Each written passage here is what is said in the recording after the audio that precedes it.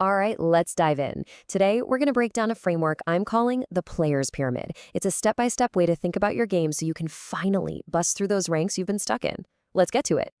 I mean, you know the feeling, right? You're grinding out games, you feel like you're actually playing pretty decent, but that rank icon, it just isn't moving. It feels like you've hit this invisible wall, and for some reason, you just can't climb higher. Look, the secret isn't learning some crazy new flip reset or musty flick. The real key is a structured approach to your entire game.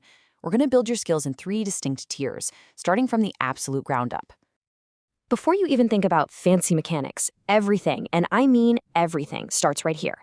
Think of it this way. Your mindset and your awareness of the field are the bedrock.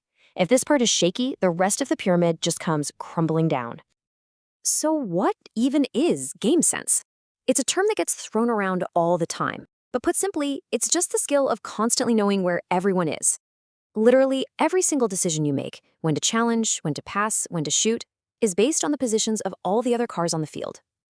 Okay, so how do you actually do that? Well, you have to become an active observer. You gotta be flicking that ball cam on and off to get a quick snapshot of the field.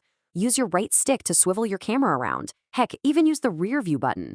Over time, yeah, you'll build an instinct for where people probably are, but you can't just guess. You have to look. All right, now for the other piece of this foundation, and this one might sting a little, your mentality. This quote says it all, really. The absolute fastest way to get better is to stop pointing the finger at your teammates and start asking, okay, what could I have done differently there? And here's how you put that mindset into practice. It's a simple little loop. A goal gets scored on your team. What's the first instinct? Cue next, right? No, stop. Go into that replay and find your mistake. It might have happened 10 seconds before the goal. Maybe you went for a dumb boost or you made a bad challenge. Find it, own it, learn from it. Okay, so once that foundation is solid, we can move up to the next level of the pyramid, the core.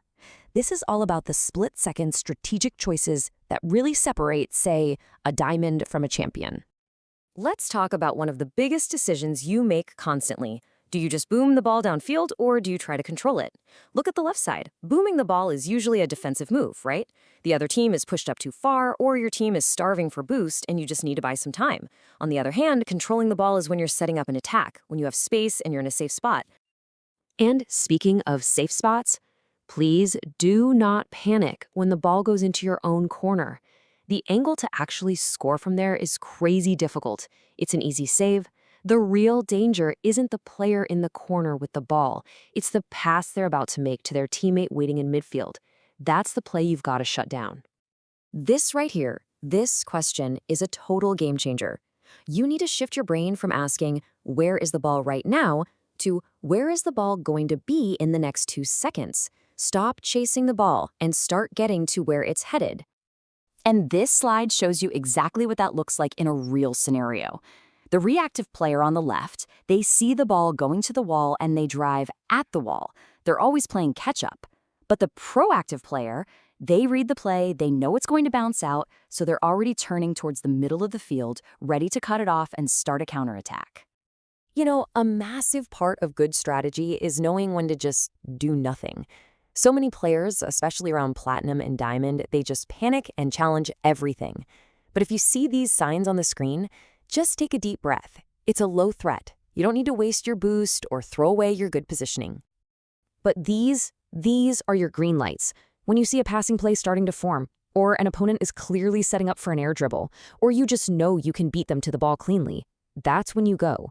That's a high threat that you need to shut down immediately. So what's the takeaway here? It all connects back to the foundation. If you've been tracking everyone and you see the other team giving you a ton of space, don't just panic and boom the ball away. That's a waste.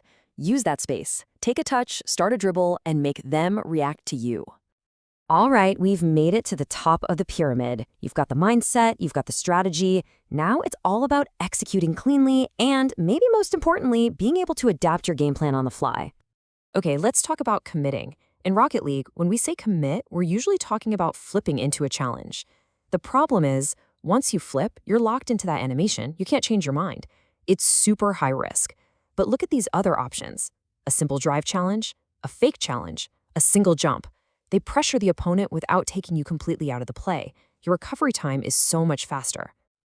And finally, at the very peak of skill is adaptability. You just can't be a one-trick pony. If you notice the other team is super aggressive, you can't just try to out-aggress them. The smart play is to switch it up, play more patiently, and punish them when they inevitably overcommit. The best players are like chameleons. They change their style to counter their opponent. So let's bring it all home. This player's pyramid isn't just a random collection of tips. It's a whole framework for how to think about getting better at Rocket League from the ground up. So let's run it back one more time. It all starts with the foundation, knowing where everyone is and holding yourself accountable. On top of that, you build the core, making smarter decisions about the ball, your position, and what's a threat. And at the very top, the peak, clean, low-risk execution and adapting to every single opponent. See how it all builds on itself? So, I'm going to leave you with a challenge. After your next loss, and there will be one, I want you to forget what your teammate did or didn't do. Go into that replay, and I want you to find just one thing, one mistake that you will own. That right there is the path to ranking up.